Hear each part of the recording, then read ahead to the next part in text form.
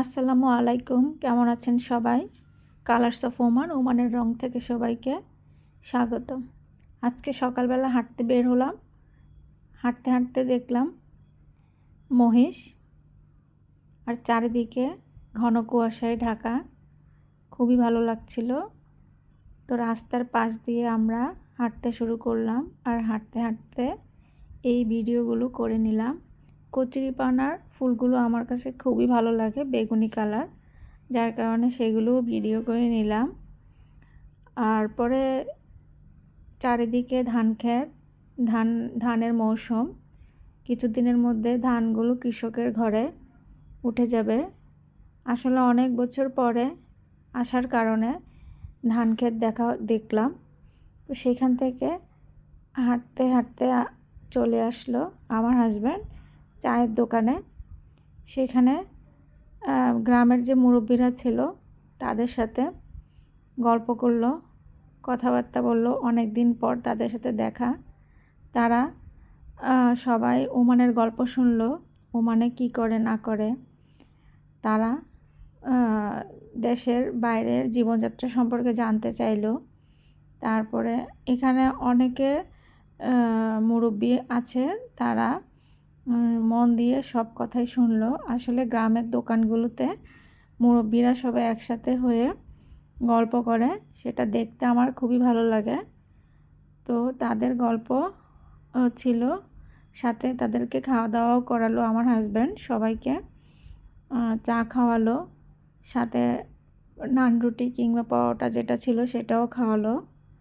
তো সেখানে একজন বলল সেও ওমানে ছিল, সে তার ওমানের গল্প শোনালো, কি করতো না করতো, কোন কাজ করতো সেগুলো। এইখানে আসলে গ্রামের মানুষগুলো সহজ সরল প্রকৃতি হয়, তো তাদেরকে যেভাবে বোঝানো হয় তারা সেটাই মন দিয়ে খুবই আগ্রহ নিয়ে শুনে।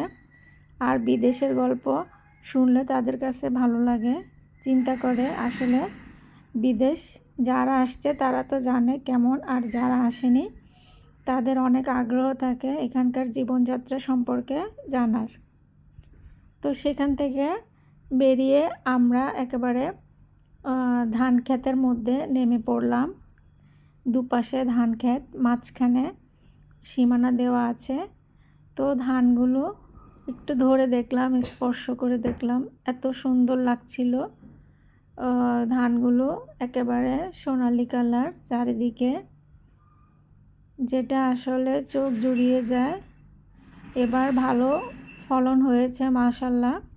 কৃষকের ঘরে ঘরে কয়দিন পরে ধানগুলো উঠবে। আমাদের এলাকায় আসলে ধানের মৌসুমে অনেক বেশি ধান চাষ করা হয়। এক এক এলাকায় এক এক ধরনের ফলন হয়। তো এই এলাকায় ধান চাষ ভালোই হয়, যার কারণে বেশিরভাগ কৃষকের প্রধান কাজই হলো কৃষিকাজ।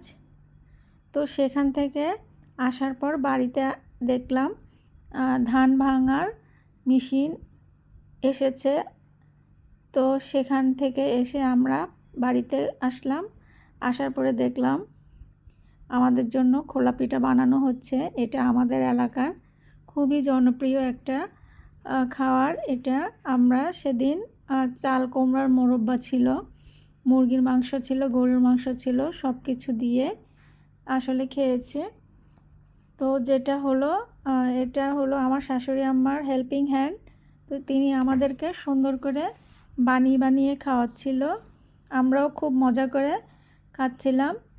তো সবাই ভালো থাকবেন, সুস্থ থাকবেন। কালার্স অফ ওমান, ওমানের রঙের সাথেই থাকবেন।